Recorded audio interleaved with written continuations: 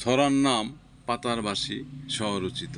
ভূমিকা: শিশুরা মাঠে খেলতে খেলতে গাছের পাতা দিয়ে যখন বাঁশি বাজায়, তখন সেই সুরে ভেসে যায় পুরো বিকেল।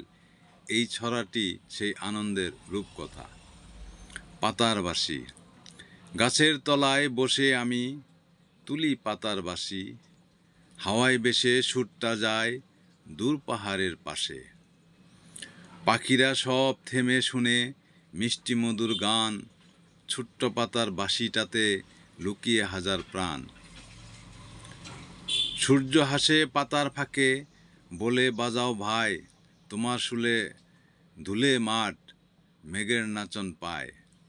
উপসংহার: পাতার বাঁশি শুধু খেলনা নয়, এ যেন প্রকৃতির সুরের ছোঁয়া, যেখানে শিশুর হাসি মিশে যায় সবুজে মধুর হাওয়ায়।